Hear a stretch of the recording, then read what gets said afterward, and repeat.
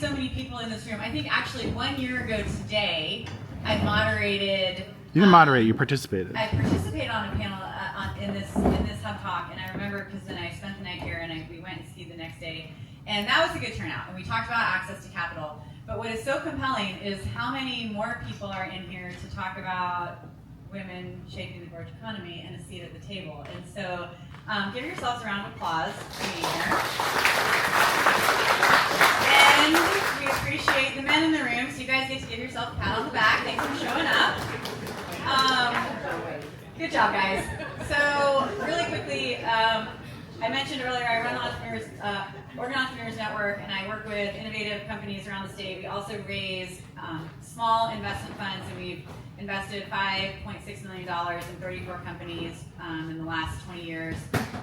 And no one ever told me that I would be doing any kind of capital deployment, and I had a career prior to that working at technology startups. So I have often been the only woman in the room, and in my head I thought that will end at some point, and I will start off this evening before I ask for introductions from our panelists with my own seat at the table moment. I was asked to come to a meeting in Portland and represent the voice of innovative entrepreneurship for the state of Oregon. And I was like, that is such an honor. I will be there.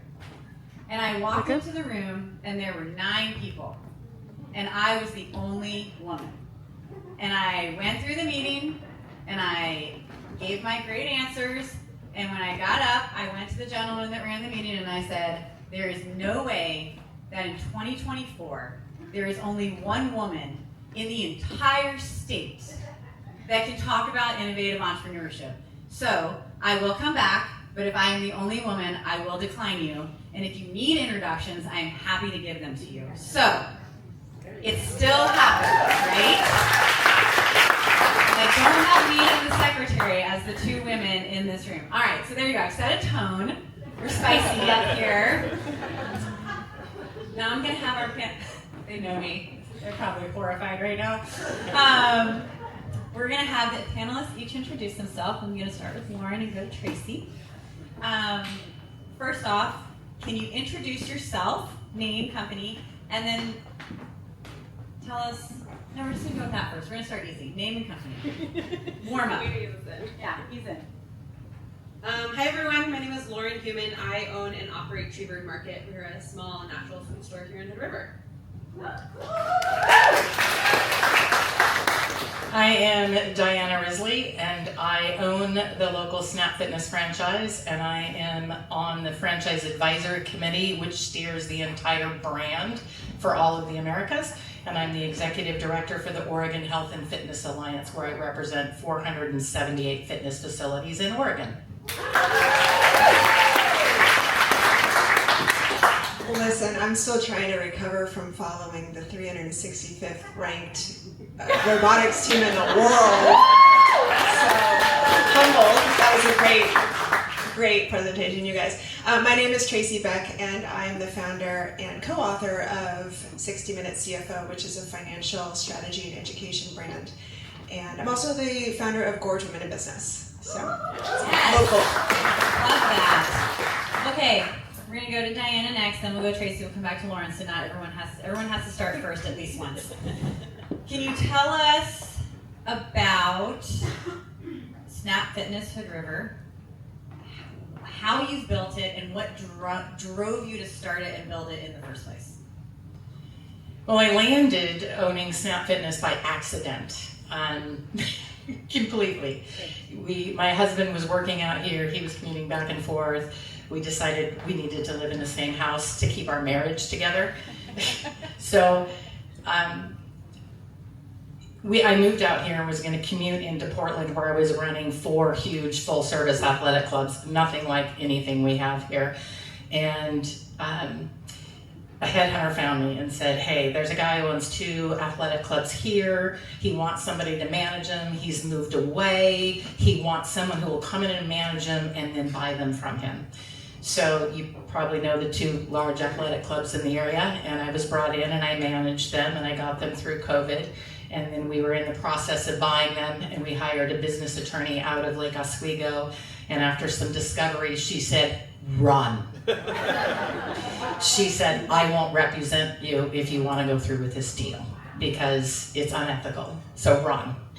I did, and I went, what do I do now? We built our dream house here. We're going to retire and run these clubs. And a friend of mine said, please go down and manage the Snap Fitness. They need help. And the guy I interviewed with said, you don't want this job. You're way too overqualified and it doesn't pay well. He said, but you should just buy it. So I did.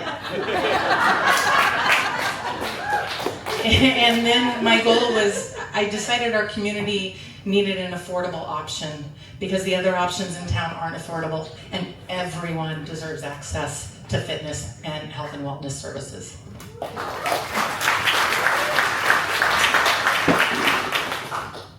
So you want to know how I built this? Or Why I built it? Yeah, why did you start building it and how did you? Yeah, it's a winding story. I'm the classic serial entrepreneur. So where I started is really not at all where I ended up. But the reason, my very first business, I've started a couple and have exited a couple, but my very first one was in website development. So I started a website design and development agency, this is like in the early 2000s before you could just go get a website off of Squarespace or Wix or something like that. And ran that and grew that, and then started a spin-off company from that was an e-commerce website that grew and scaled very big and very fast. And then you get shiny object syndrome, so you sell the first company and then you work on the second one. And then for me, that runway was too fast and too furious, and I really was looking for an off-ramp from that company, so ended up selling it. But unlike the first sale, I had no plan for what I was going to do next. And it coincided with a lot of other things personally, where I was finally taking a little bit of time after having my second child to take a breath after starting and running those and exiting those two businesses. And along came my dad, who has always been my mentor, and he has a BA and an MBA in finance. He has a structure and a framework for teaching it, and he finally put it into book format. And he asked me if I would please help him sell the book online, because I knew how to do things online. And the other funny little side note to that is that I had also asked him if he would help me in the finance side of my two other businesses that I had been running. And he was happy to help me with the service-based one where I was running the agency. But once I pivoted to e-commerce, something about the E in the commerce really scared him, and he wouldn't help me. He just didn't know. He's like, I don't know what that is. He was just of a different generation, so he wouldn't help me. And so I had to figure it out myself. That business was terrifying in that it was really capital intensive and really easy to spend all your money, but you thought you were profitable. And we were, but we had no money. And that anyone who has inventory knows that feeling, because your money is tied up in your inventory and you feel like you'd never get ahead. Long story short, we figured it out on our own. No thanks to my dad. And anyway, along he comes with his book that actually was everything I figured out the hard way. So we had a little come to Jesus together. I was like,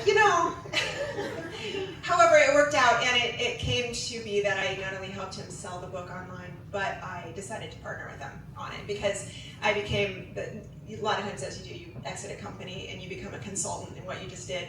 But the part that really changed the game for me was that figuring it out on my own, because it turned what was a very profitable company, cash poor company, into both a profitable and a cash rich company, and it allowed us to stay in the game. So I became very passionate about the finance side of it, and then little did I know I'd become his successor. It was a really beautiful, unforetold, unforeseen evolution. So that's how I'm here today. Yeah.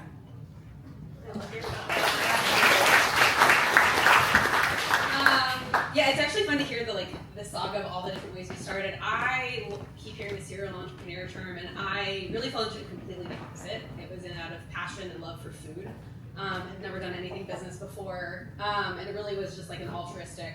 I came from a background of food access, food policy, like doing good in the world, and food should be good for you, and all of these things. And I moved here right as Treebird was opening, and I've always been obsessed with grocery. For some weird reason, my therapist was at the time the only person that knew this. If I could do anything, I probably would do that. Before that was working for San Francisco Unified, running a project to rethink their school food program. My background is in public health and city planning, like none of this related. And I moved here and I fell right in love with grocery. And I think that it was a really interesting overlap of all of the intersections of food. I want to say access, but I think that's part of it, but environmental responsibility within food, I think movement of food, I think people being able to grow and sell food for a price that they can then afford to live. Food is a core piece of everything that we do, what we eat, how we breathe, how we live, and it's also incredibly challenging, it's fraught, it's environmentally harmful potentially, and so I just kind of fell headfirst into it, and I kind of lovingly joke that I took over in a way of I figured it out as I went, and turns out I also love the entrepreneurship side of things, and I've really taken a big dive into that piece in the last couple of years. And it's been interesting to watch because I've been able to watch a business grow. We opened in 2020, so we've been around for about 5 years, a little over. And what it means to grow, and not only like the business side of it, but what it means to grow the people behind it too. So.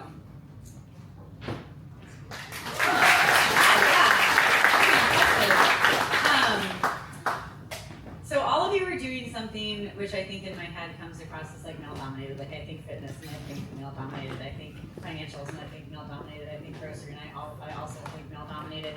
And it's interesting because in Oregon, we are one of the top states for women in entrepreneurial roles. We actually have 30% of our women founders who make $1 million or more in revenue every year, which actually puts us in like the top 5 for women entrepreneurs. Yeah, I mean it's really interesting. So like you can applaud for that. We've done a lot of things to like set women up for success. And I'm a trove of entrepreneurial facts over here. But I still feel like there were probably times where it did not feel like you were being set up for entrepreneurial success. And that you might have wanted a seat at a table that you weren't being offered. So we're gonna start with Tracy. Was there a moment when you realized that a seat you wanted was not going to be offered to you in this journey, and what did you do about it? Okay, so the reason Lauren and I are laughing is because we were pre-gaming that question in the back, and we were like, shoot, no, that we didn't ever have that, and that's not the answer you wanted. I know. Jacob, sorry. I told you might not want it. No one's an acceptable answer. But the situation was, it wasn't like I didn't have imposter syndrome or didn't have other obstacles, but for some reason my gender didn't ever seem to be the one that I was fixated on, or it could have been an issue, but I just paid it no attention, I guess. The things I stumbled on were my age. I started the business when I was 25, so I felt like I was too young to go in and represent and throw around 5- and 6-figure contracts. I just didn't think I was too young for some reason. And the other thing one of the reasons I wanted to start Gorge Women in Business is I felt like I was living out in the middle of nowhere, and I wouldn't be taken seriously because I didn't live in a big city. And so, where do you live? Like, people think that I lived on the side of Mount Hood. Like, they thought, like, are you okay? Like, in your log cabin? And I'm like, no, we have electricity. But thanks for checking on me. So, no, but funny enough, though, the female side of it was, maybe I'm just a bossy know-it-all, and that never occurred to me. That is totally possible. You were displaying good leadership skills. Yes. I do want to add to that because we did talk about this, and I think that there's also this societal piece around actually feeling imposter syndrome in those pieces, which that is a gendered thing. And I think that a lot of women actually have a much higher tendency of imposter syndrome, not believing they can do it. And so I think, because I'm very similar in the way of like, I saw something that needed to be done and I did it. It took me a while to feel like I earned it, right? And I think I had to really fight for that piece, but that was like my own internal, like, am I good enough? Which I think is this big, which I was reflecting on as this question came up. I think it is this really big, like, I've been told for so long, you have to be at this point, you have to be able to do these things. And as a woman, I think that's way more common than it is with men.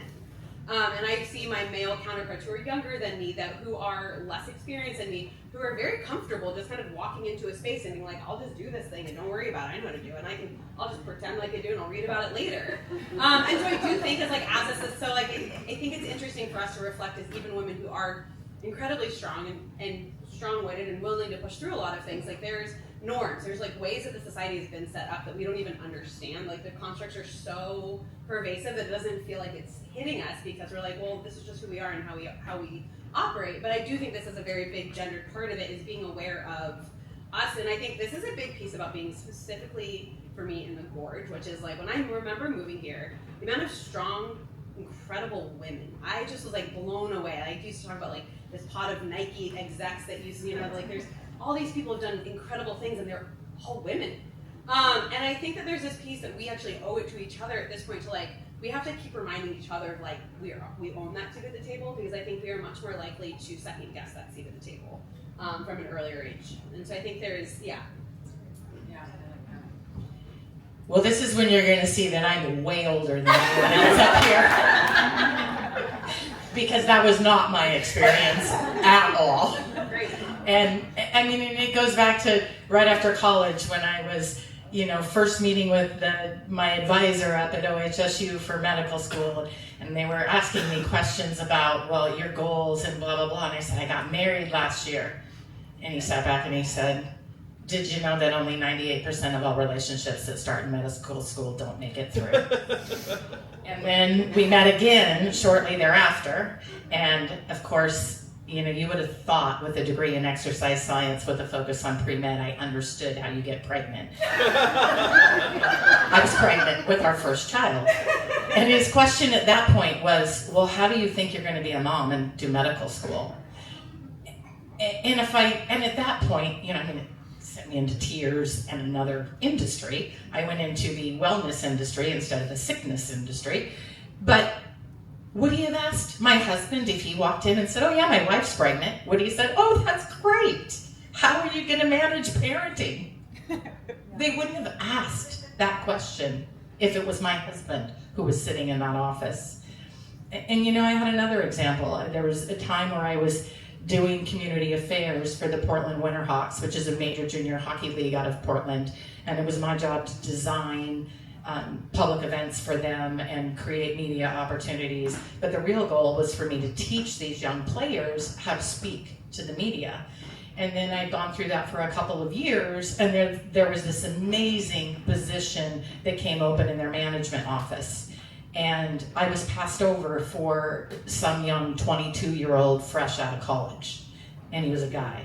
There wasn't a single person on the management of that hockey team that was a woman. There was the woman who coordinated their school programs, and there was a woman who was the receptionist. And I didn't get that job, not because I wasn't qualified and they loved what I did with the team. It was simply because I was female. And I said I sit on the Oregon Health and Fitness Alliance as their executive director. That came about in a very interesting way. That organization was formed when COVID happened, and we realized the fitness industry did not have a seat at the table. Therefore, we were on the menu. And the president of that organization called me up and he said, hey, someone pointed out to me that we have no women on our board. Will you sit on this board? Not, gosh, we love what you do in this industry. You're really talented. Someone pointed out we had no women. And I will say, this man has turned into one of my amazing mentors, and he's learned through this process too. And by the way, we got your waiver legislation for the ski resorts and all Portland recreation paths. I worked my ass off on that legislation. But when I think about that, it's so condescending. We need a woman on this board. And so my experience, my age shows that we have come a ways, well, we've got a long way to go. Oh, you got an ad of this and go. Well, and I just wanted, like, I really appreciate this perspective, and this is definitely a time piece of it, and I also think it's industry specific too. And I actually wish that we had someone up here who worked in engineering or a firm who, and I think in this day and age, it still very much exists. I got you. Yeah, do you got it? I got you. I also was like, well, I mean, I don't think I am terribly old, but even today, I had somebody in Otter Rock, Oregon, a very nice gentleman was like, you travel so much. I was like, yeah. He's like, what does your family do? Oh, God. And I was like, well, my children don't live at home anymore, and I'm pretty sure my husband just watches TV. So what does your family do when you're on the road? And I guarantee you, no one last month when my husband was traveling was like, what is your family doing? Yep. Like, what's your family doing right now? And so I worked in high tech, and so like I love what you were saying. Like this question, I told Jacob these questions made me cry as the moderator. So my entry into the world was I was working at a tech startup, and I remember going to the CEO's office, and I was like, there's not a single woman on the leadership team. And he was like, and I was like, I would like to be it. I was like 25. I was very bold, and he laughed, and I was like, I want, like, this is a path I want to be on. Like, how do I get to do this? And then when I was like, why am I the only one here? And I think that in some industries is still actually the reality of the situation. I will add just a smidge to that Yeah, because so we're going to keep that conversation. My husband is here, and he's really wise in many areas. He's not home watching television. He's not. It's so great. I bribed him with beer. But we went to. I brought him to our fitness. We've been married 35 years, so obviously financially, he owns my company with me. I run it, but he owns it with me financially. And he came with me to a fitness conference, and we were wandering around the trade show, and I would look up to a vendor, and the vendor would immediately look at my husband and say, what do you think about that piece of equipment? He can't tell you the difference between a barbell and a dumbbell, but I was the woman, and they look at him, and That's not true. I'm standing up for Larry.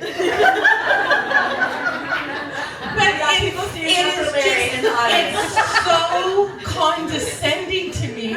I'm going, I have spent over 40 years in this industry, and I just want to scream. So let's pick up on that. I'm gonna let you go first because I love the energy, and then we'll let whoever wants to go for that. So like, how did being a woman change what you had to prove? Like, what did that look like? You have to be the smartest one in the room. You have to work twice as hard. You work more hours. You volunteer more. As a woman, a guy can baffle you with bullshit. We can't do that because then they want to understand what is it that you're talking about. And it's really interesting, especially when you're talking about male-dominated things. You have to prove to them you know what you're talking about before they'll even carry that conversation further. And so as a woman, you literally work harder for the same things that men do because you have to prove yourself before you can enter the conversation. I totally can relate to that, and I recently had a business partnership that did not succeed because operationally I was pointing out that this was a lot of work and we needed to work really hard in order to achieve the level of excellence that we had set out to deliver. And this was a male partner that I was engaged with, and he said, Tracy, you need to frankly phone it in a little bit more. You're taking this a little too seriously. And I said, we need to pause right there, because never have I ever been allowed in any room where I quote unquote phone it in. I have had to be the very, very best option, service provider, person at the table to get the business. And that was a really stark moment where I realized that whether I realized it or not, that was actually a huge gift, because there are people who truly don't, they will bullshit their way through it. And I realized he was one of them, and that did not work out with us. So. Yeah. I think there's this interesting theme when I'm seeing this is that, unfortunately, for whatever it is, that men have been given kind of the assumption that they know how to do the thing, and women now have to prove that they have to do the thing. And we're in this interesting moment. I feel like this is a very small microcosm here. I don't think it's true in other parts of the country, let alone other parts of the world, but I do feel that way here. Where women work their fucking asses off. Sorry, I'm still not to cuss, but I'm they're holders, sorry, it's fine. And it's like, well, one of these things I almost take for granted. Like, I just work hard and I prove myself because I keep showing up and I work hard. But what we're seeing is a shift in this tide because the women know how to work and they know how to do it, and I think that's the shift we're seeing is that women actually have to fight to get their seat at the table, and women work really, really, really hard. Like everyone who I've talked to, there's again incredible power women around me in all these spaces and what they've had to do to get there. And so it's this interesting moment of watching. We're like we've been trained how to work. We know how to work. We know how to do the things in this realm and also do the things in this realm, and we can juggle 10 things in our brain and somehow remember to do all of them and then still go to the grocery store. And I think it's actually now becoming and doing us a service because it's actually showing that we've learned how to do it and we've learned how to try. And I think that it's actually helpful for me to reflect on this because I just work incredibly hard. Like that's in my nature for whatever it is. And so I think I took for granted that I thought that or I was earned it. Or that it just happened to me. But I think the reality is I've been trained to work incredibly hard, and it is why it has been so difficult, and it's also why I think we're seeing so many that narrative shifting now. That's awesome. Yes, applause. So another interesting stat about Oregon and why we have such a good entrepreneurial ecosystem for women is we also have a lot of women who do have seats at the table. So when you look at professional services firms, lawyers, bankers, accountants, you see a lot of women in Oregon in those roles, which then makes it easier as a founder because you're sitting across the table from someone you look like. And we've got Mel Strong in the audience, and Mel is interesting because she does venture capital. And we also have a large number of women deploying capital in Oregon, which is why you see more diversified portfolios in Oregon. So, Jake, I'm going off script at this point. So I'm bringing all of this up because you point out, we find ourselves in a unique place. And so my question is, as a woman founder, as a woman leading an industry, what are some of the things that you have done to lead differently? So for example, until February, I only had women on my team. And then we diversified when we added a white man, and that was crazy. I know, it's like huge. But we diversified, he broke the basement is what he said. We shattered the glass ceiling and he went into the basement. But the first couple of weeks, he was like, I don't understand when you all work. And I was like, oh, yeah, okay, so I have a child on the East Coast that needs to check in, so I'm up and I work for a couple hours, but I delay everything so you're not stressed out. And then I don't work on Fridays, and if any one of those children that's not currently in my home calls and needs me, I will book a flight and I'll fly there, and I'm a super active aunt, and I go to fly to them too, so we work shift hours, and sometimes we will work on weekends, but I'm never gonna ask you to sacrifice your family life. And we have this hyper-productive team that just gets work done. Meanwhile, I'm reading a policy from another organization, and it's you will get permission for more than 2 days off, 10 days off in advance. And I'm like, what if your kid's sick? You will not take calls on a hybrid day from home. You have to be in the office. I'm like, what if your kid's sick? So I think it provides us an opportunity. So where do you see being a woman as an advantage to how you've grown your business? I mean, it's interesting because, again, I never really realized I did this because I was a woman, but now that you're saying it, probably, Lauren, you kind of brought that up. You're like, a lot of the things you've figured out are also just innately with female traits. But, I think the flexibility of the work day, of the work week, of the work year is a big one, for sure. And that's honestly, why I'm unemployable by anybody else, because I gotta call the shots. I have to be the one making that schedule. So, that's entrepreneurship, right? And then also bringing your whole self to work. I think that's a really big one, and being just very aware of where you are and how this is, what's going on in the backdrop is going to affect what's going on in the foreground of your work. And so, I run a really lean team right now, but the people that I do work with, it's always, how are you before we dive into what it is we are doing. And it's not because I want to blend and blur the lines necessarily, but I do believe that in order to do great work, we have to take the whole human into account. So it's not something super formal, but I do have that as an element of leadership and as part of the cultural fabric of everything I do. So yeah.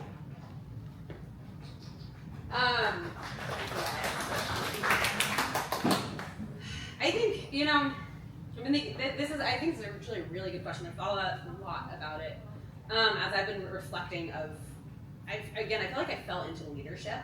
And I really enjoy it. I think it's really challenging, and I also really enjoy it. And I think there's this piece around nurturing, which it's kind of funny to even think of myself as a nurturer, but I think there's this piece about letting people feel, letting people's experiences be real, letting people work through things, letting people fail, and not criticizing them for it, making them realize that there's problems behind it, but that it's not a problem that they're actually failing, it's how they respond from it. And I think there's just a lot of power of showing up and being honest and authentic with staff, with any, I think this is true with peers as well as with people that are higher above you. It's being honest and authentic with them, and giving them space to feel heard, and giving people space to fuck up.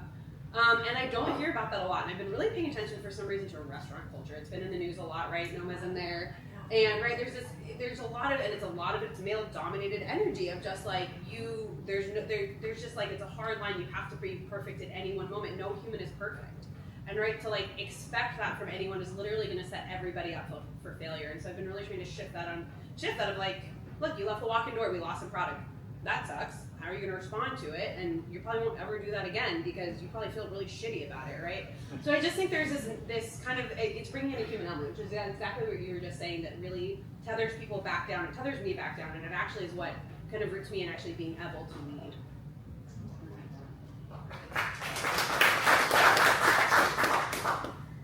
When your question is, what do I do differently because I'm a woman? I truly created my first company because I was a woman.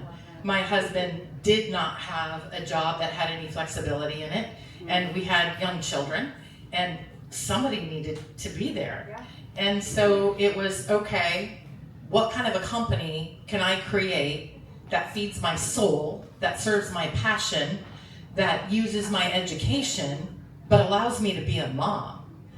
And I think that's so different. Men don't think that way in general. I do think the tide is changing. More young men are more involved in their children's lives.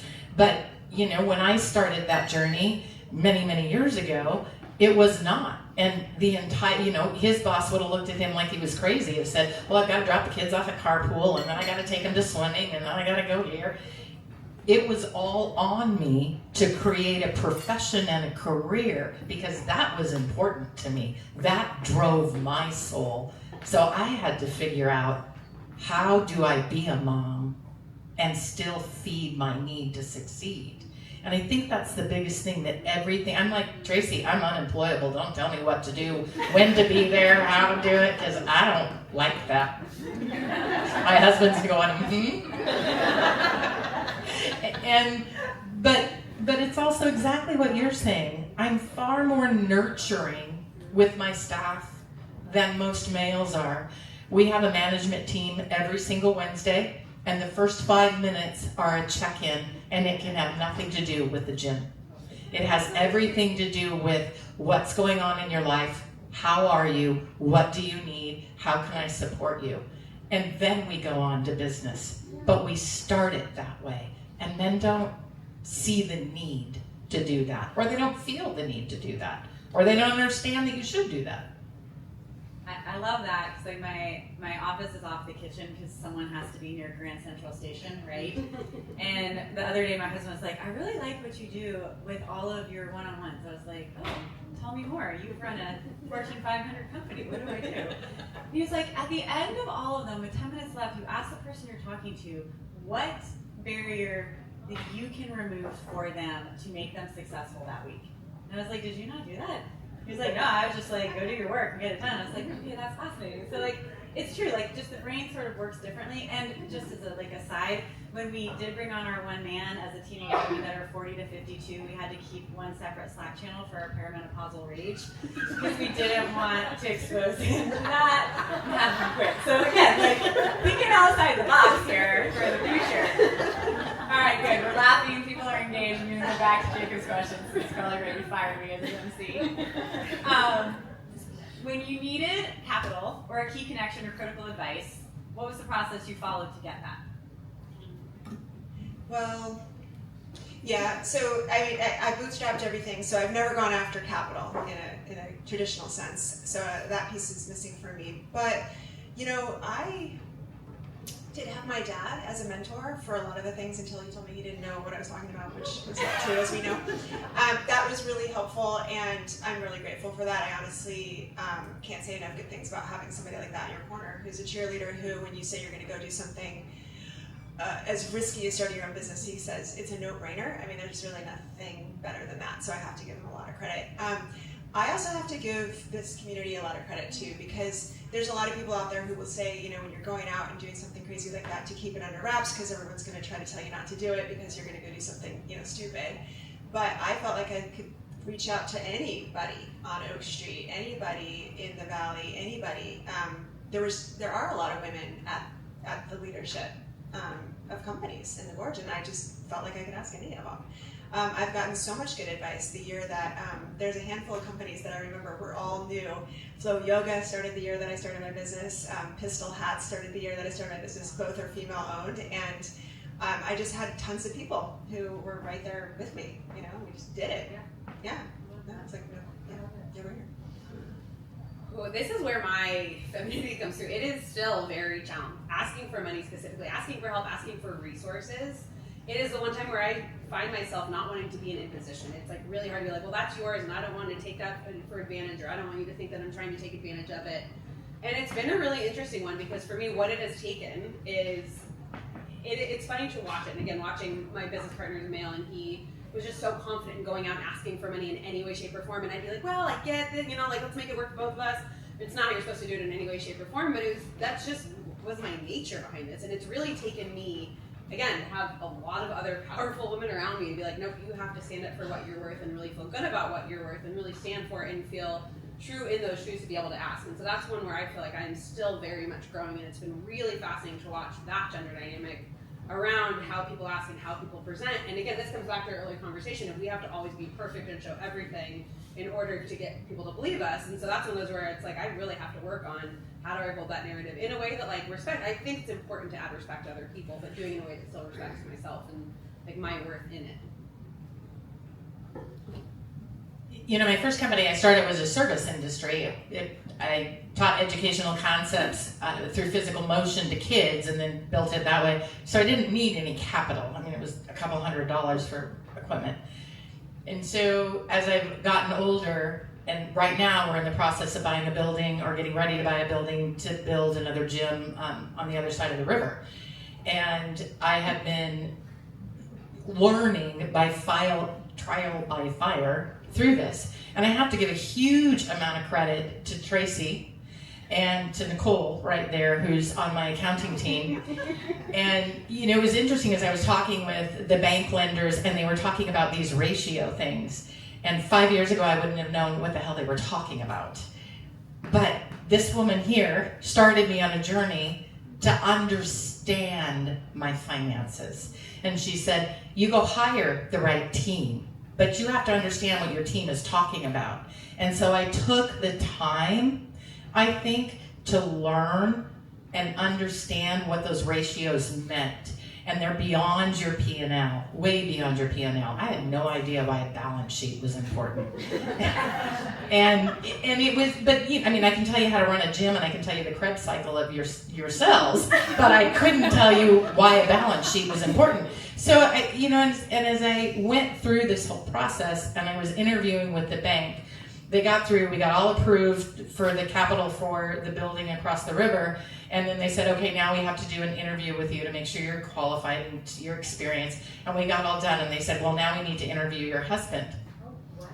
And I said, and he is on the loans, so he is on the loans. But, you know, he's a retired police officer. That would be like his boss calling and saying, could you please tell me how you should show up for this domestic violence case? And I just said to the guy interviewing me, I said, well, you're more than welcome to talk to him. He clearly is part of this financial decision. But if you want to know if his experience is going to help with this gym, no. We did still get the loan. But you know, if he had been the one in there asking for money to build a gym, would they have asked him, well, now we need to interview your wife and see if her experience qualifies her? I don't think they would. Good job on the ratios. I actually gave her full credit with the banker. I said, have you heard of 60-Minute CFO? And he hadn't. And I said, you gotta recommend it to your clients. Because Tracy has the best saying. She says, we all went into small business because we were passionate about what we do or what we sell or this widget or this store. We didn't go into it because we have MBAs. And so the biggest problem with small businesses, male or female, is we don't understand the finances. And my banker was impressed that I read it and I knew what he was talking about when he said, your ratio looks great. I cannot overemphasize what you just said. Like, I worked with 615 founders last year. One knew her finances, and it was an unfair advantage because she left a CPA firm to start a startup. So, like, that was the only one.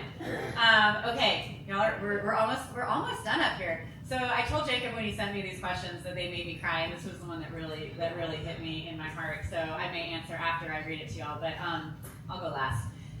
Is there a vision of success you chose not to pursue because it would have cost you something more important? I'm starting with you. No, it's y'all. I am not a sports medicine doctor because I got pregnant.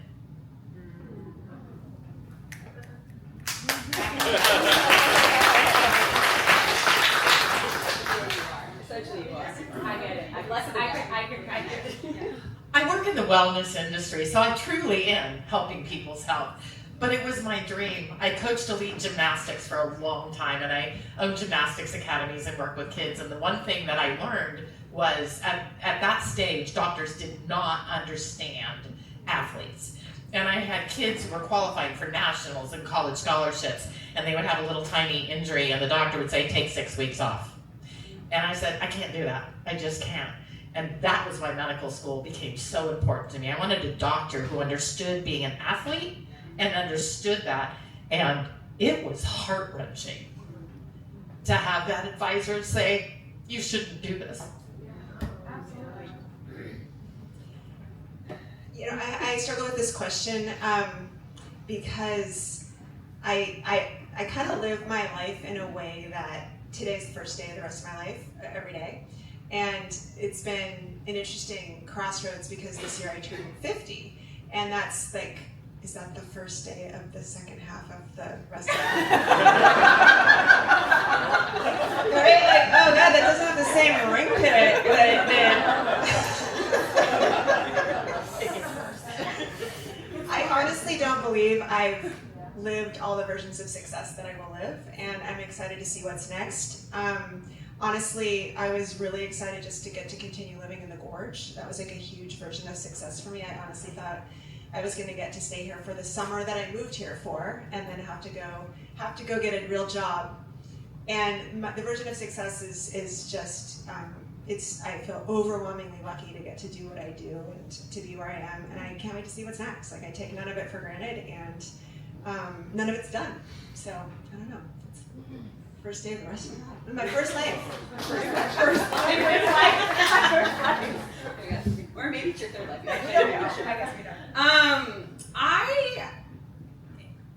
This was a big one for me. Again, with societal norms, I had to give up any sense of like, I really decided to follow passion instead of follow money. And I think that was a really big thing. I actually didn't understand, I never was even gonna let myself believe that this could be a career path because there never seemed like there was money in it. And I had very much chosen a path where I'm not I've chosen to do what I'm passionate about, not what I'm making in money. And I think that was I watch a lot of people around me who are similar ages who have much nicer things and much fancier houses and cars and all of these things. And I have really, I think it was what I felt like I had to do. And I think for a really long time I went that direction because it felt like that's what I should do. And I ultimately ended up giving that up for passion. And I wouldn't say I lost anything. I think I still live very happily, but it is something to think about as like, you know, thinking about retirement, thinking about aging. Like I have decided to take the risk in this and go much more on what I want to do and decide not to follow where I think I should be financially at this point in my life.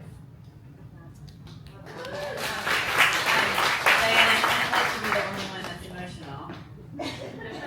So we have a blended family, and during COVID, my stepson was failing out of school for no other reason than it was COVID, and he wouldn't talk to anybody but me. So I went to my boss at the time and I said, I need more time than I'm getting. And the response was, he's not your kid. What? And I quit the next day.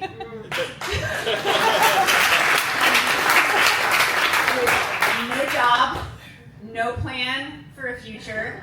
When they called me for this job, I was like, did you hear what I did in the last one? I put my family first and I just resigned. And now that kid is a Dean's List student in junior year in Colorado College. So I made the right decision and success came, and I would argue that success came for you too. It just looked different than you thought. Yep. There's a really good book called The Boundary Boss. If you have not read it, I highly recommend it. And one of the things she talks about is your success comes when you let go of the dreams you thought you were going to live. And I think that is really powerful when you say goodbye to those, what you were supposed to be, because it opens the door for you to have room to do other things. So we're heading in. Jacob, people cried. That was all you wanted. We have one last question, then we'll open it up to the audience. Y'all okay with that? All right, last question. What do you want people to leave here tonight knowing or doing differently? I think actually this has been really helpful to talk through, and I think it's really interesting to see all of the different stages and how people have looked at it or approached it. I think that it is still very pervasive, and I think as much as we feel confident in our own skin or not, that there's these like subliminal things that we even all do, right? There's the asking for the male person on the loan to give more input, right? There's these, and I think there's something about one being aware, just being incredibly aware. I think even the most advanced, progressive people, I think there are things that are ingrained in how we were all raised, and I think this is an incredible piece of like, it's even us sitting up here, like we didn't even see that how it impacted our own life and how we're showing up. So I think there's one piece of just everyone being more aware and being more critical, and then there's this other piece to me around support, and I think that I am where I am because of the support that I've had, and I think that like people supporting people, whether it's women lifting women up or men being able to understand when they're overstepping and needing to step down and actually actively naming that, I think that there's an equity versus equality, right? Where they like need to get into a rebalance of where this is at, and what it takes is critical thinking. And so I think in all angles, asking people to think critically.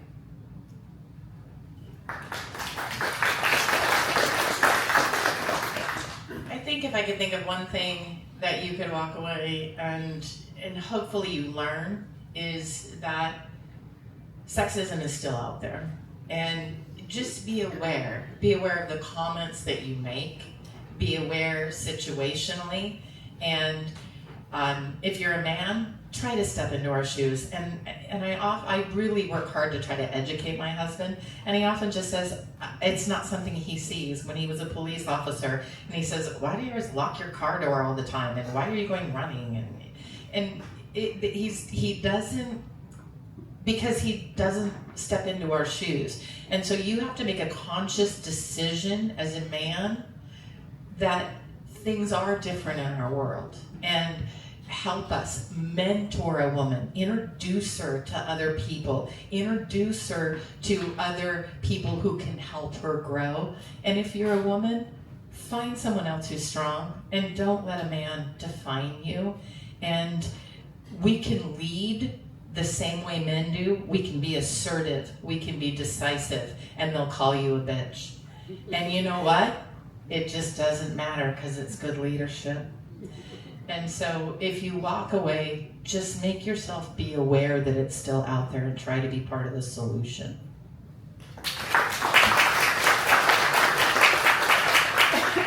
I'm I'm putting my thoughts together as they're coming out of my mouth, so forgive me if this doesn't make any sense. But there is something to not knowing what you're doing, and it is, in fact, I think, your superpower.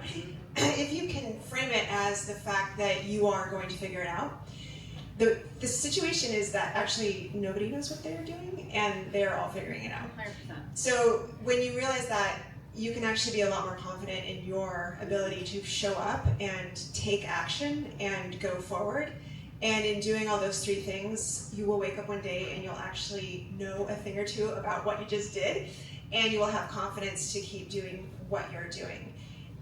I say this because that's actually, when I look back in my 20s and my 30s, it's what I did on repeat, and I didn't know any better because I happened to have the great fortune of being in technology where it was the wild, wild west. The soil, no one knew. Like, we were all being planted in the soil that no one knew anything about what we were doing. So it was very normalized to not know and just to go figure it out. And we're actually back there. We're back in that situation now with all the technology and the AI that's coming forth, and no one knows what they're doing again. And I just think it's a huge gift. I think if we choose to look at it as the superpower, especially in women, is to figure it out, that's your superpower. Like, you're gonna go forward and you're gonna accomplish everything you want.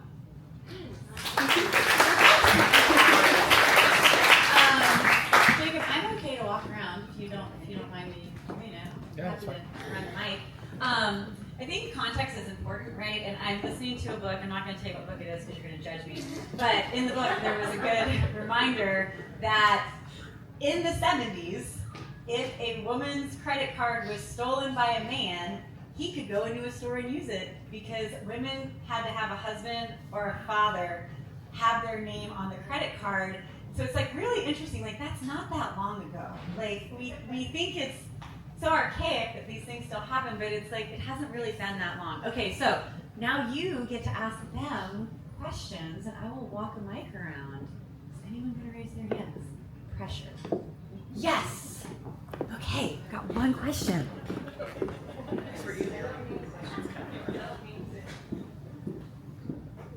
Apologize. I feel like I'm going to embarrass my mom. I'm Trisha Hawk. I actually work for Expeditors International, but I feel like I need to talk to this group because I've been in this industry since 1996. So when you talk about being the only woman in the room, that was me. There's been many times where the next position was the supervisor position, but I was young.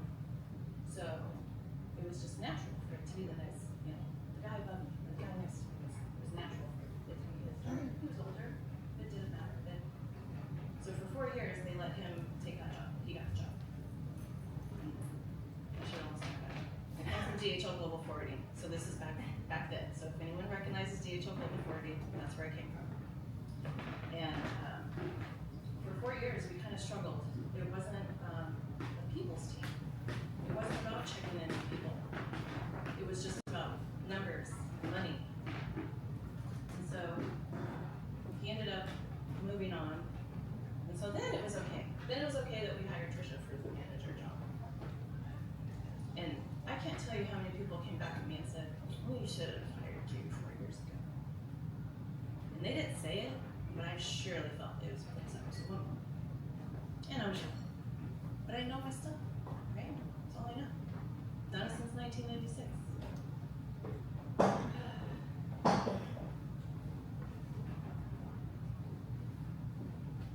I have more to say, but I just want to talk to the younger women in here. And if you have any doubts about yourself, just believe in yourself. Because the worst thing that can happen is you fail. Because you're going to fail 2, 3, 4, 5, 6, 7 times. And sometimes they're going to hurt so bad you're going to remember that. It goes in your back pocket, and that's what you use to go. Keep going. So, and you don't have to be a young woman. I'm just trying to, all the people in this room can take this message. But just, younger women in here, just go for it. Just go for it. So, am I?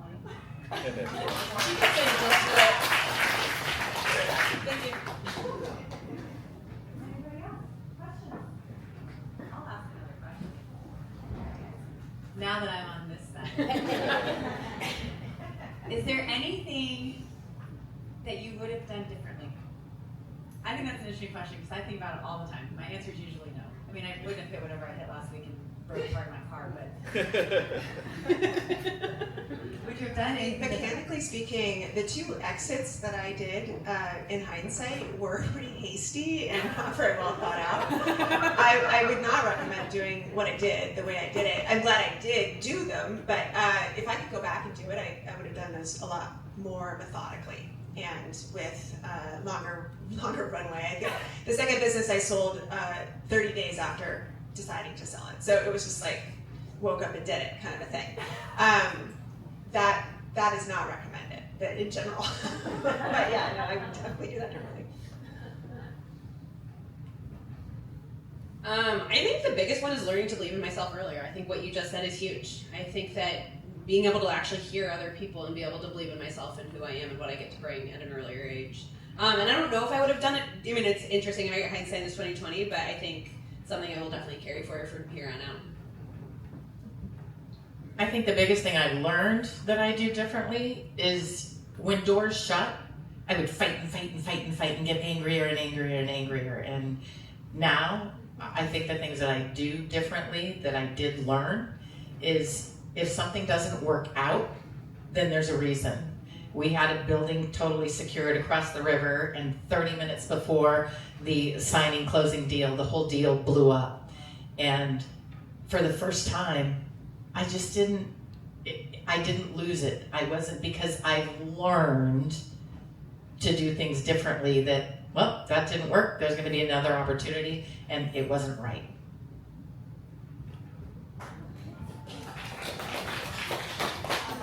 So, starting a family as a young woman in business, do you guys, if you had children when you were first starting a business, or just like in the very beginning, do you have any advice, or what is reality, or what we can expect to be able to do while having a good family, right? Because like that's how we started, you know?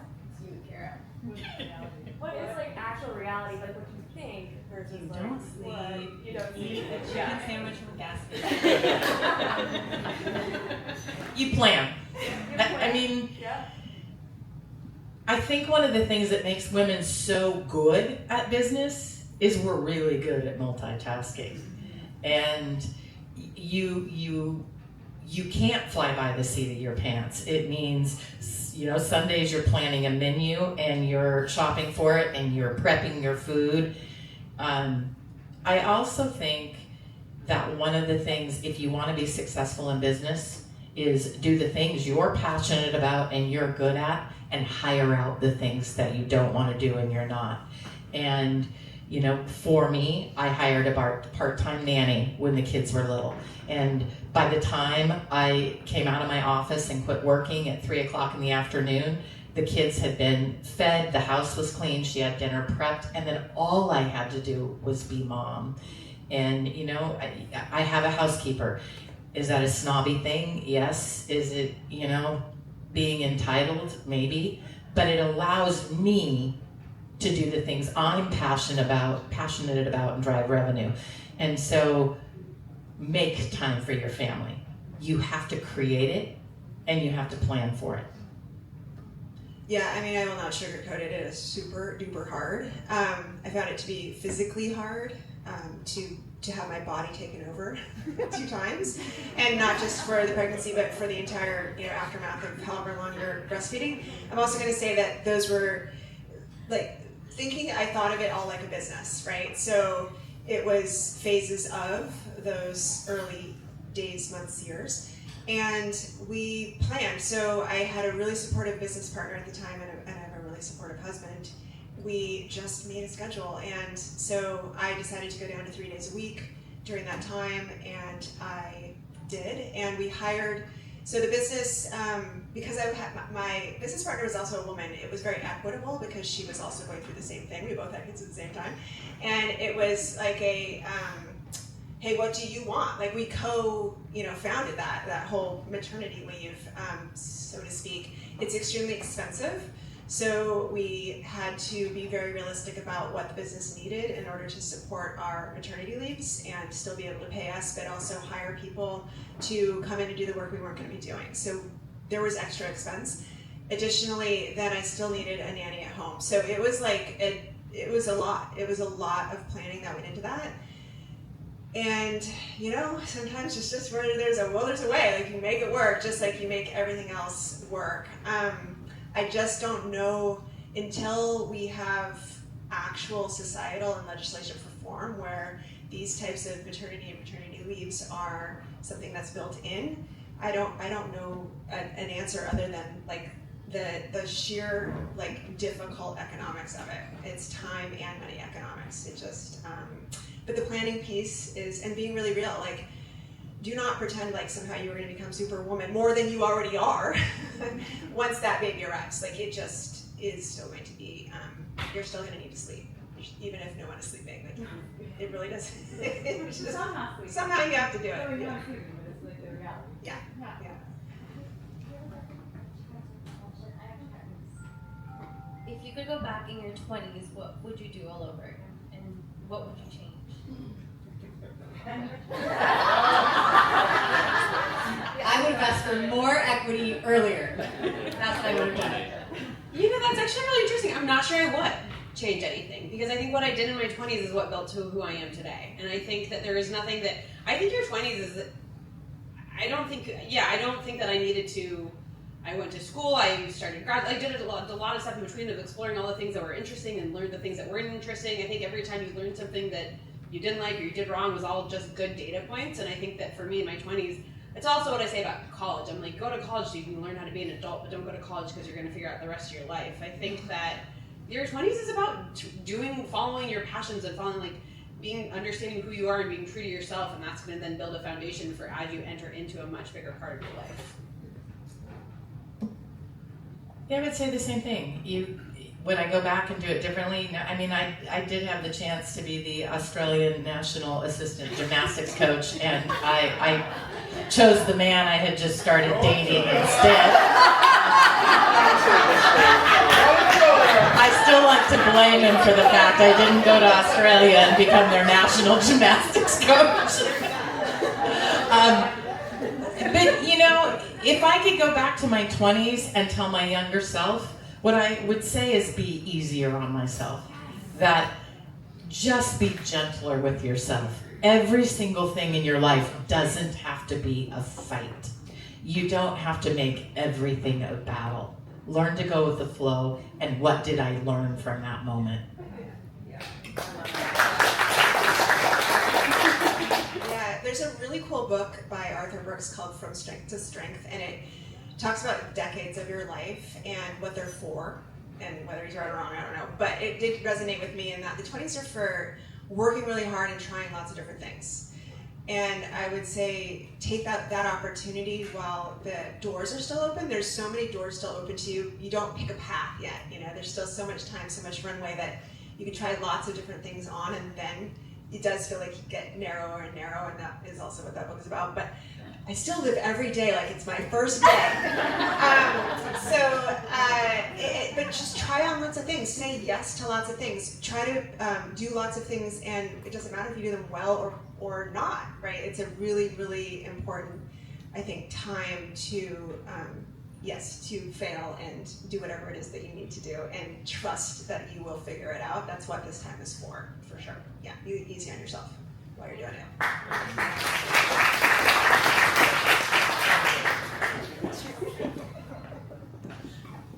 So my question is, how do you balance having good boundaries and saying yes to things and not signing up for unpaid labor, you know, being on the party planning committee or that kind of thing, and reconcile all that while being a leader in business? Well, there's that saying that says, don't say yes to something that you wouldn't want to do like right now, right? Like you'll be like, oh yeah, sure, in 2 weeks I'd be happy to da-da-da-da-da, right? And then that 2 weeks comes and you're like instantly like, what did I say yes to? So I do run things through that filter. Like if it's not something I'd want to go do tonight, then it's probably not something I'm going to want to do in 2 weeks. That's a good litmus test, but you know, right now I'm recruiting for the volunteer positions on the Gorge Women in Business Board, for example. And when I'm asking people if they'd like to participate, I say, you have to get something out of this. You know, I'm not asking for you to just endlessly devote your time. Devote your time to things that fulfill you or selfishly get you somewhere that you want to go. You know, I think that otherwise, you know, it's a job, right? Like there's a lot of things that we need to do in our lives as women that we can't afford to do for free. So you have to be very careful with when and how you show up for things, and hopefully it does further your own mission a little bit if it is something that isn't just fulfilling, but also puts you in the room with the people you want to be in the room with. You know, and I think that's an important thing to take into consideration. And feel zero doubt or regret about things you say no to. Just let it go. There's no need, once you've decided that if it's a no for you, it's a no, move on. That's all. End of story. I will arguably say that boundaries only came once I needed them because I didn't have time to do all the things. I think it was much easier for me to say yes to a lot of things and then regret them later. And I think there's a lot of just being true to yourself and that is one thing I wish I had gotten to earlier was if I don't need to do the thing or if it's not going to bring me something or there's not value for it for me, then learning to say no. And again, it took me having confines to actually have to do that. Which has been helpful to see, and it's again, like if it's not fulfilling, it's not satisfying, and whether it's not like instant gratification is one form of satisfaction, but I think it's more of like, are you learning something? Are you challenging yourself? Is this like making you smile? Whatever those things are, there's a lot of ways to look at it, but it's really just being choosy and intentional with your time, and I think that that's kind of how I've started to look at it. In business, we have something that's called mission, vision, values, and in order to drive your business, you have to know your mission, vision, values. And when we talk about volunteering our time, and this is not something I did while younger, it is something I do very well now. No is a word that I speak often in this community when I'm asked to do things.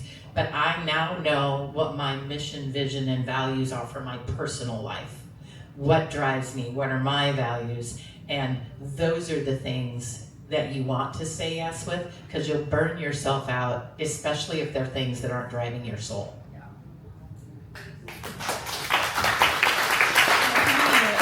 There's another book I will recommend. I'm not going to get the title right, but I'm going to get it close enough. It's like 4,000 weeks or something. Like if you live to be 80, that's how many weeks that you could potentially get in your life, which is not actually a ton. And so it like makes you think about like, how do I really want to spend my time? And as you get older, you are really valuing your time more because it's still the first day of our lives, but it's the first day of our lives in a different way. Hi. Okay, so let's see. It's a bit of a preamble to the question. 100 years ago, I was in the corporate world, and I now own a salon. So at the age of 30, I quit my corporate job to be a hairdresser. Never thought I'd own a business, and now I do. And that's as much as a preamble I'll give. Only because I'm learning something the hard way. I feel like I've learned it, and I wanted you guys to sort of address it, which is we're a female-dominated industry, and I had a lot of ideas, which you kind of touched on about what it meant to be a female leader, and a lot of them were very, caring about people and having these personal conversations, and it didn't always go well. And my husband is still in the corporate world, and we would get into it a lot because he would, give me this advice like, your boundaries are met. You gotta this is bullshit. You gotta set them all down. And I'm like, listen, Mr. Corporate, I'm doing things differently. And turns out he was somewhat right, and there's somewhere in the middle. So I learned boundaries the hard way, and it was messy and painful, really painful. And so I wanted you to speak to that and to very quickly speak in, I can't remember which one said, hire out what you don't do well. My salon manager, Lydia, is with me. Amazing, like what you can't do well, have someone else do it. It's incredible. It's changed everything. And so I 100% agree with that. And I just kind of wanted you to speak to I heard a lot about talking to people about their feelings and doing things differently. And did any of that ever go poorly? And what have you done about that? And just, yeah. I I really appreciate this question because I realize I think that's one side of it. And I think that as much as you have to care about people and be empathetic, there's also, you actually still have to be firm. I am not a parent, and I have enough friends that are parents, and I think there's this thing that's similar with how you handle children. It's like, you want to create a clear, safe container of like, here's where I'm going to hold space for you and believe in you and support you, but I'm also going to actually very clear boundaries. And so I've learned that like and it doesn't even feel harsh, it just feels really direct, right? I'm going to tell someone when they did something wrong, I'm not going to punish them for it, but I'm also going to be clear, it's not like they're getting off easy.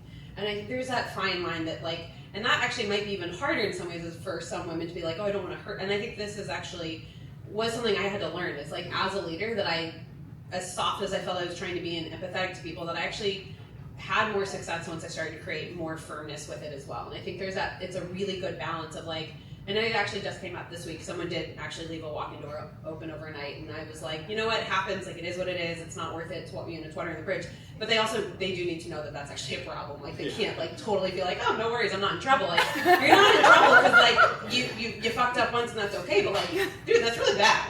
You know. So I think there's just it's actually being firm, and I think that firmness actually goes really far with. Again, I relate this to children and relate it to pets. It's the same thing. People like boundaries. And so I think it's just making sure that you're making those as clear as you are that you care. There are two things that I come up against when trying to be a kind leader and an empathetic leader. And it's something that Diana touched on, and it's something that Lauren just said. So it's like channeling the Brene Brown, right? Like, clear is kind. Mm-hmm.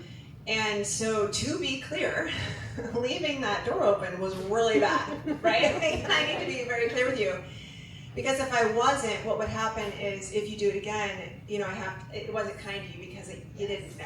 Yep. And that just like, it has taken me a long time, because you're like, does it feel kind? It doesn't feel kind, but it is actually so much kinder to be super duper clear with people. But the other one is these Rockefeller principles, which is where you set up your mission, your vision, and your core values, and you make it so crystal clear to somebody that you could see it as clear as day as this cup of water on a table. This is what good looks like. Do we all agree that this is what good looks like? And can you see it? And can you see it? And can I see it? Now, when you called in late and you didn't show up for the 5 appointments that day, and the salon lost money, and then you brought your drama to work, and then you this and that, and I'm totally projecting that onto Subi's situation, I have no idea. But do you see how that didn't uphold our mission and our vision of our core values of, you know, leading with the customer first, protecting the team, you know, and having integrity? This is why this is a problem, right? And I totally empathize with you. Yeah, this is why your behavior was a problem. And when you take it and you can all step back from it, and you can see very objectively that what you did does not look like this glass of water, we're trying to achieve this, it takes it much more away from your interpersonal, and it just makes it objective, right? Like, we can all just agree that what you did does not relate to this. So that's the boundary that I like to have, because it makes it less personal. Well, it also actually explains to them, to help them understand why they're doing what they're doing. I think there's actually context to it. It's not like you just did something bad. You left the refrigerator door open and now we lost product and that's going to cost us money. Like, there's if you can explain the why, I've actually found that the why is what actually gets people to care. I think those boundaries and clarity are incredibly important. It's like writing a recipe. There's a recipe, it has all the ingredients for here's how we do it, and then here's the instructions for what it should look like, and then the nutritional value on the bottom, those are your KPIs, that's how we're going to measure this. And once you've laid out that and you've aligned your staff to your mission, then you can be empathetic and kind. But I also think, as business owners, and my husband had to pound this into my head, do not be friends with your staff. And it bites you in the ass every time. And I say that with someone who teaches very part-time for me, who's on my staff, who is one of my best friends in the room. This isn't you. But in general, you know, my manager, my assistant manager, that staff, I can be friendly with them, and we can do our 5-minute meetings and check-ins about our life, and I can be friendly, but I am not going to hang out with you on a Friday night. I'm not going to go to your house and socialize with you, because when we lose those boundaries, we lose that ability to be professional and clear when issues like leaving the walk-in get left open. That's awesome. We have time for one more if anybody's interested. It is also 7:30. Going once. Ah, I knew it. I knew we weren't done, Rachel. Come on, let's do this. Take us home. As someone who's worked in male-dominated fields for most of my professional life, worked in fishing, firefighting and fishing boats in Alaska and stuff like that, I was often the only woman, you know, in the room, and if I messed up, it was because I was a woman. And if anybody else messed up, it was because they were an idiot. And so many of those times, like, all I wanted to be like is, can't I just be the idiot? Like, why can't I just be an idiot sometimes? And then you tell me what I did wrong, and then I fix it. But it wasn't because I was a woman, it was because I was an idiot, or I didn't know, or something like that. And like, how do you, like, dealing with that when you're like, oh, I don't want to, like, go too much out of my comfort zone, because if I mess up, I'll mess it up for any women who's coming after me. And so, like, how do you balance with, you know, going and pushing forward with also, like, you want to do the hard, neat thing, but you also don't want to, like, mess it up for any women coming behind you. I actually think that, first of all, this is brilliant. Thank you. I like we wanted to end on that comment, actually.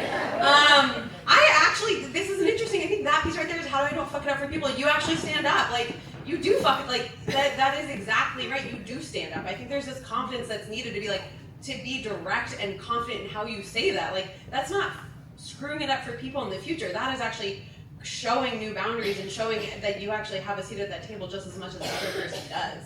And I think it's that concern of, like, well, I don't want to ruin it for the next person. I think just because we as a woman want to stand up for ourselves doesn't mean we're going to ruin it for the next person. And I think that's actually the shift. And I don't want to belittle, like, what your experience was in any way and tell you that's not what you should have done. I just think that I think it's this pervasive confidence that if you're like, I'm actually an idiot just as you are, like, if you say it with such, like, not even like defensive-ness, it's just like a casual response back, like, that will go way further, and that's gonna be what's actually gonna shift the narrative of people seeing women as people, not women as women. It is a mic drop what you said, and also what you just said. But also, I think that it deserves to be the title of a book, like, Can't I Just Be the Idiot? Subtitle, like, the story of a woman firefighter for sure. But yeah, we're all idiots. I mean, that is actually the inside of my ring. This is a ring that I had a local jeweler make, and it says, be kind, and on the inside it says, we're all idiots. It's the truth. And I think that, yeah, you're doing the brave work. You're not messing it up for the rest of us. You are the truth. Yeah.